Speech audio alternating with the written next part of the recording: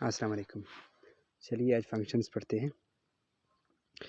शुरू में आप देखें कि इंक्लूड सी मैथ मैंने रखा है। ये एक लाइब्रेरी है जिसको मैं पहले भी एक दफ़ा यूज़ कर चुका हूँ। ये क्या करता है कि मैथ के जितने से सारे भी फंक्शन हैं वो सब सी मैथ में पड़े हुए हैं मोस्टली। तो सी मैथ को इंक्लूड करने का मकसद ये था कि हम आज कुछ मैथ करने वाले हैं सबसे पहले आपको समझाने के लिए। तो मैंने इंटीजर 2 बनाए हैं, दो इंटीजर वेरिएबल मैंने डिक्लेयर किए। ए इज़ इक्वल टू 100, ए की वैल्यू भी असाइन की है 100 और बी को कोई वैल्यू नहीं दी है। इंट में मैंने बी को इक्वल किया है SQRT ए का मतलब है ए का स्क्वायर रूट। ए में जो भी वैल्यू सेव होगी उसका स्क्वायर रूट निकालें। अब उसने ए का स्क्वायर रूट निकाल के बी में असाइन कर दिया और फिर हमने बी को सी आउट कर दिया। अब देखें क्योंकि ए की वैल्यू 100 है और 100 का स्क्वायर रूट आता है 10, इसीलिए इसने वैल्यू 10 प्रिंट कर दी है।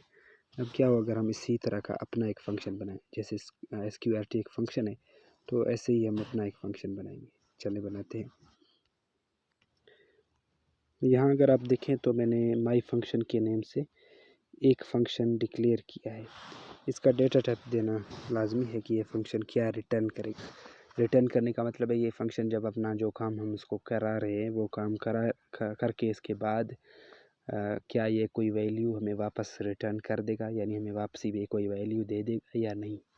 तो मैं फ़िलहाल इसको वाइड करता हूँ, वाइड माई फंक्शन। इसका मतलब है कि वाइड का मतलब है कुछ भी नहीं। तो ये हमें कुछ भी कोई वैल्यू वापस रिटर्न नहीं करेगा। तो इसको इसकी रिटर्न टाइप कहते हैं। रिटर्न टाइप का मतलब है कौन सी वैल्यू हमें ये वापस रिटर्न कर देगा। इंट अगर हम करते तो फिर ये इंटीजर वैल्यू रिटर्न करता। अभी ये कोई वैल्यू रिटर्न नहीं करेगा, इसीलिए मेरा इरादा है कि ऐसा फंक्शन बनाऊँ जो कोई वैल्यू रिटर्न ना करे। तो मैंने इसको वाइड रखा। माई फंक्शन इसका नाम है। आगे पैरेंथेसिस यानी 2 ब्रैकेट्स जो मैंने दिए हैं। ऐसा जब हम करते हैं तो इसको कहते हैं डिक्लेरेशन ऑफ अ फंक्शन। तो मैंने एक फ़ंक्शन को डिक्लेयर तो किया है। अब इस फंक्शन को मैं और कहाँ यूज़ करूँगा ये फ़िलहाल मैंने कुछ भी नहीं किया। अब फंक्शन को डिक्लेयर और डिफ़ाइन करने के 2 तरीके हैं। एक तो आप फंक्शन को जहाँ डिक्लेयर कर रहे हैं डिफ़ाइन भी वहीं करें। अब अगर मैं इस तरह करूँ उसको कि इसकी डेफिनेशन भी यहीं पे लिखूँ,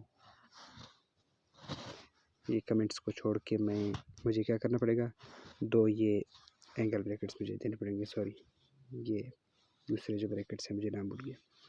तो ये ब्रैकेट्स जो मैं देता हूँ कर्ली ब्रेसेस, इसमें मैं अभी क्या करूँगा, मैं लिखूँगा सी आउट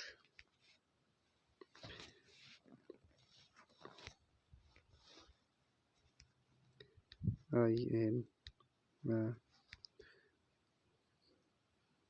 प्रोग्रामर। ये करें। अब मैंने क्या किया, एक फ़ंक्शन बनाया है जो फ़ंक्शन और कुछ भी नहीं करेगा, सिर्फ एक लाइन प्रिंट कर देगा, सी आउट कर देगा, आई एम अ प्रोग्रामर। अब मुझे इसको रन करते हैं। पहले तो उसको रन करें। इसने कुछ भी नहीं किया। क्यों कुछ भी नहीं किया? ये हमने फंक्शन को डिक्लेयर किया और उसको डिफ़ाइन किया, उसकी डेफिनेशन दी है और उस फंक्शन को डिक्लेयर किया। तो हमारा जो प्रोग्राम है वो सिर्फ मेन फंक्शन को रीड करता है, यानी मेन फंक्शन को एग्जीक्यूट करता है। तो क्योंकि मेन फंक्शन के अंदर इस नए फंक्शन का कोई ज़िक्र ही नहीं है, इसीलिए हमारा प्रोग्राम कुछ भी आउटपुट नहीं देता। अब मैं क्या करूँगा, मेन फंक्शन के अंदर इस फंक्शन का ज़िक्र करूँगा। कैसे करूँगा, इसको कॉल करूँगा माई फंक्शन। जब मैंने इसको कॉल किया, कॉल करने का तरीका भी ये है कि मैं इसके आगे ब्रैकेट्स भी लगा दूँ। अब मैंने इसको कॉल किया, अब रन कर रहा हूँ। आप देखें आई एम अ प्रोग्रामर। अब इसने हमारा प्रोग्राम क्या करता है, आप याद रखें C++ प्रोग्राम सिर्फ मेन के अंदर जो कोड पड़ा होगा उसको एग्जीक्यूट करता है, बाकी कोड इस कोड के लिए होता है। मसलन माई फंक्शन के अंदर जो हमने काम किया था वो इस मेन फंक्शन का जो ये फंक्शन है इसके लिए ये सारा कुछ हमने किया है, बाकी एग्जीक्यूट सिर्फ ये होगा। तो ये हमारे इस फंक्शन ने क्या किया है, कोई चीज़ रिटर्न नहीं की है, सिर्फ आई एम प्रोग्रामर उसको सी आउट किया है। अब रिटर्न कैसे करते हैं वो हम आगे देखेंगे। अभी तक आप ये देखें। अच्छा, दूसरा जो तरीका है वो क्या करें कि आप इसको इधर डिक्लेयर तो करें लेकिन डिफ़ाइन ना करें। कैसे, मैं भी आपको बताता हूँ। अब आप देखें मैंने क्या किया है, मैंने फ़ंक्शन को डिक्लेयर तो पहले किया है, यानी मैं अपने प्रोग्राम को बताया है कि मैं एक फ़ंक्शन बनाने वाला हूँ जिसका नाम माई फंक्शन होगा, और इसकी डेफिनेशन मैं बाद में दूंगा, बाद में बताऊंगा आपको कि ये क्या करेगा। फिर हमारे मेन फंक्शन को पता था कि जी अभी मेन फंक्शन माई फंक्शन नामी एक फ़ंक्शन है, मैंने इसको एग्जीक्यूट करना है। अब मेरा जो मेन फंक्शन है वो क्या करेगा, जब आप इसको एग्जीक्यूट करेंगे, एग्जीक्यूट तो मेन फंक्शन होगा, जब उस नए हमारे फंक्शन माई फंक्शन की बारी आएगी, वो क्या करेगा, माई फंक्शन के नाम से पूरे प्रोग्राम के अंदर ढूंढेगा। उसकी डिक्लेरेशन तो पहले हो चुकी है, अगर डिक्लेरेशन ना करो तो फिर ये एरर देगा। ये डिक्लेरेशन, इसको डिक्लेरेशन कहते हैं, यानी फंक्शन का नाम और ये ब्रैकेट्स, इसको डिक्लेरेशन कहते हैं। अब अगर डिक्लेरेशन ना हो फिर तो वो एरर दे देगा।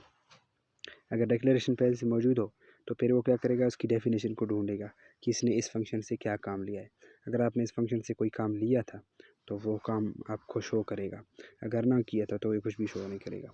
तो अब क्या देखें मैंने इंट मेन के बाद माई फंक्शन, इसको मैंने डिक्लेयर तो पहले किया था, मैं इसको डिफ़ाइन किया है, इसको मैंने एक काम बताया कि आपने ये काम करना है। तो अब देखें, इसको रन करता हूँ मैं,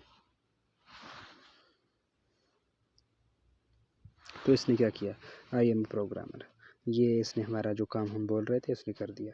लेकिन क्या हो कि अगर हम इसकी डिक्लेरेशन भी बाद में दें, मैं इसको कट करता हूँ यहाँ से, इस कमेंट को भी मैं कट कर रहा हूँ, क्योंकि कमेंट भी तो इसी के लिए हमने कमेंट किया था, वैसे कमेंट की कोई हैसियत नहीं है यहाँ पे। अगर हम इसको डिक्लेयर भी मेन फंक्शन के बाद करें तो क्या होगा, देखो हमने डिक्लेयर भी बाद में किया मेन के बाद, और हमने फिर इसको डिफ़ाइन भी बाद में किया। डिफ़ाइन करना मतलब है इसको हमने वो काम जो हमने फंक्शन से लेना था वो काम भी बाद में ज़िम्मा दे रहा हूँ उसको। और डिक्लेयर का मतलब है कि मैंने फंक्शन की बुनियाद रखी है।